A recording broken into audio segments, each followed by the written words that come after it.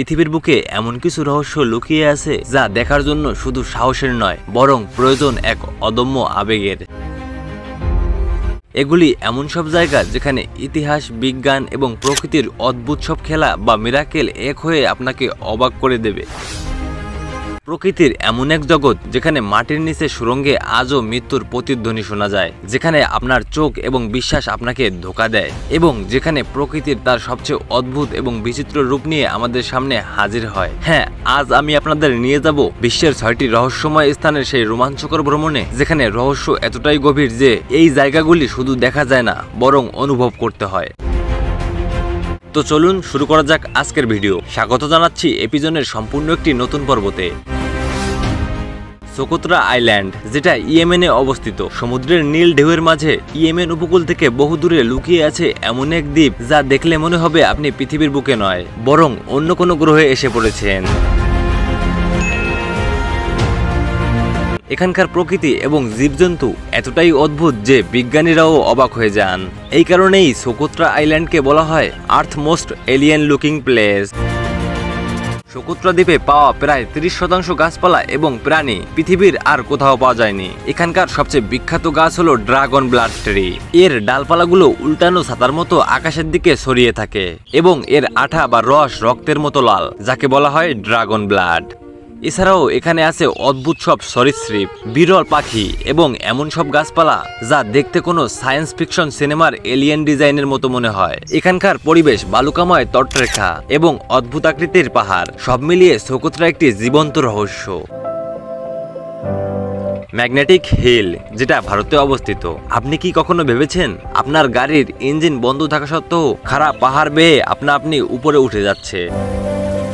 শুনতে অবিশ্বাস্য লাগলেও ভারতের লাগাদে অবস্থিত ম্যাগনেটিক হিলে ঠিক এটাই ঘটে। এটি এমন এক জায়গা যেখানে গাড়ি, বাইক, এমনকি সাইকেলও কোনো সাহায্য ছাড়াই মধ্যাকর্ষণকে হার মানিয়ে উপরের দিকে উঠতে থাকে। অনেকেই মনে করেন এটি কোনো শক্তিশালী চৌম্বকীয় শক্তির খেলা, আবার বিজ্ঞানীরা একে বলেন অপটিক্যাল ইলুয়েশন, অর্থাৎ এখানকার ভৌগোলিক গঠন এমন যে ঢালু পথকেও চোখের দেখায় চড়াই বলে মনে হয়। কিন্তু স্থানীয় গল্পকথা এবং পর্যটকদের অভিজ্ঞতা ভিন্ন। কেউ কেউ বিশ্বাস করেন এটি পৃথিবীর কোনো বিশেষ প্রাকৃতিক শক্তির কেন্দ্র। প্রতি বছর হাজার হাজার মানুষ এখানে এসে নিজেদের গাড়ির ইঞ্জিন বন্ধ করে এই জাদুকরী ঘটনার সাক্ষী হন। এটি কি সত্যিই প্রকৃতির কোনো অদৃশ্য শক্তি, নাকি শুধুই আমাদের চোখের ভুল? এই প্রশ্নের উত্তর আজও ধোঁয়াশাচ্ছন্ন।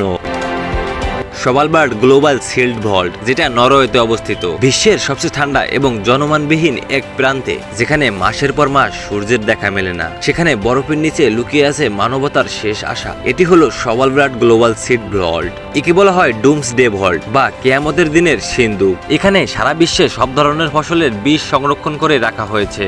ভবিষ্যৎ পৃথিবী যদি কোনো মহাযুদ্ধ, মহামারী বা প্রলয়ঙ্করী দুর্যোগে ধ্বংস হয়ে যায়, তবে মানবজাতিকে আবার নতুন করে শুরু করার চাবিকাঠি রয়েছে এই ভোল্টের ভিতরেই। তবে কনস্পিওরি থিওরি বা ষড়যন্ত্র তত্ত্ব অনুযায়ী এখানে শুধু বীজ নয়, আরো অনেক গোপনীয় জিনিস রাখা আছে যা সাধারণ মানুষের ধোঁয়া ছোঁয়ার বাইরে। এটি কি শুধুই বীজের গুদাম, নাকি ভবিষ্যতের কোনো মহাবিপর্যয় থেকে বাঁচার জন্য বিশ্বের ক্ষমতাদের তৈরি কোনো গোপন বাংকার? প্রশ্নটা আপনার কাছে আমার থেকেই যাবে। দ্য প্লেন অফ জার্স, যেটা লাওসে অবস্থিত। লাওসের এক শান্ত মালভূমিতে ছড়িয়ে ছিটিয়ে আছে হাজার হাজার বিশাল পাথরের জার বা কলস।